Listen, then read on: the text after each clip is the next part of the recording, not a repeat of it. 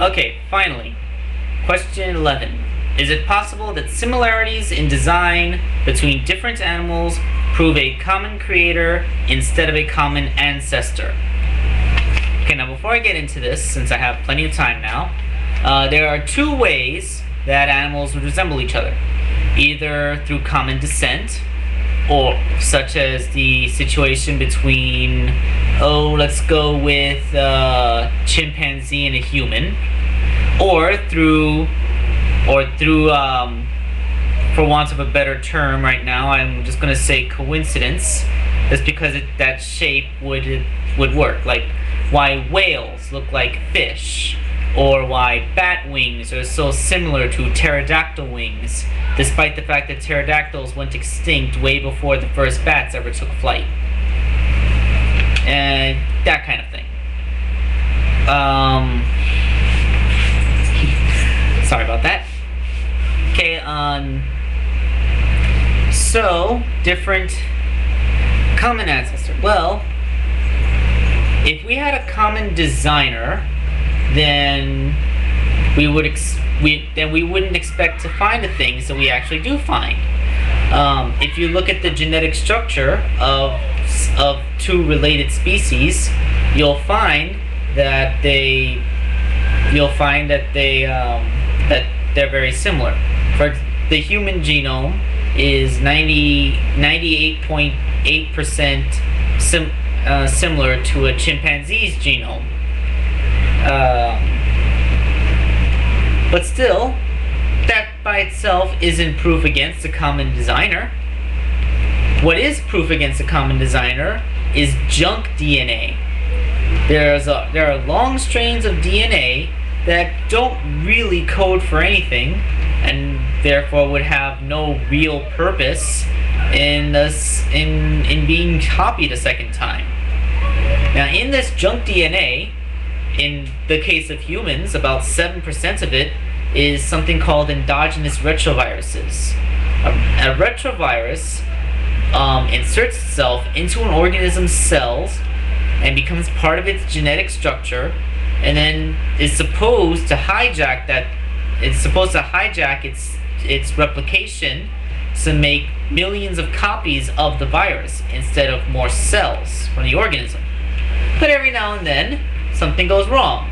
The retrovirus infiltrates the body, becomes part of the nuclear DNA, but then it probably hits a stop codon or something, and for some reason or another fails to replicate itself any further, and therefore it permanently becomes a small part of that organism's genetic structure.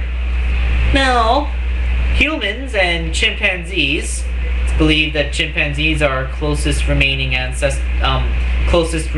relative in the primate kingdom. It's not that we evolved from chimpanzees, it's that both we and chimpanzees evolved from something else, something which probably didn't resemble either of us very much, any more than we resemble each other.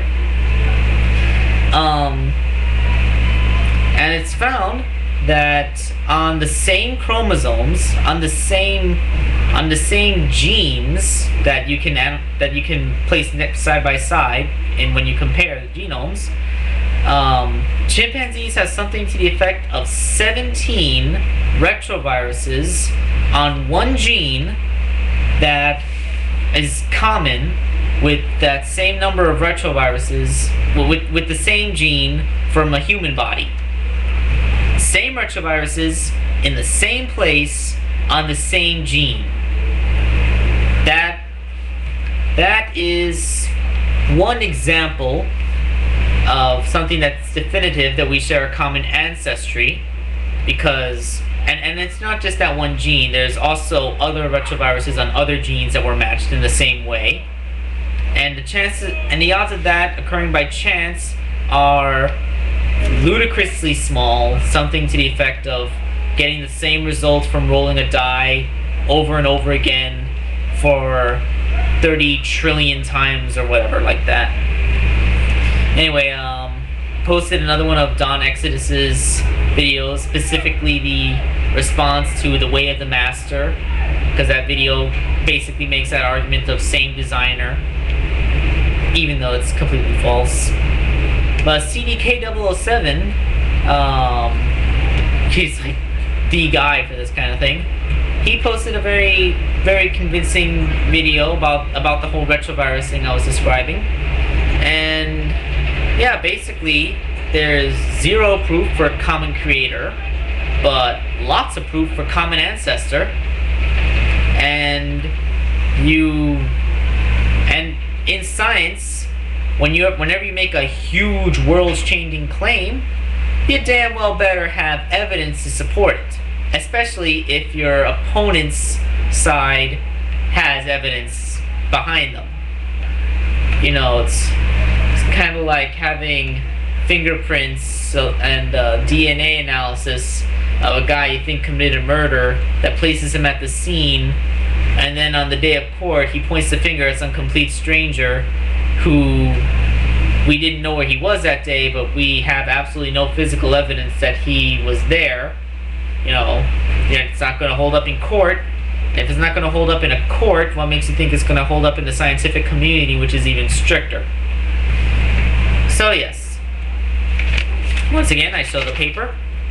It looks like a Xerox of a page of a textbook. There's a staple mark there.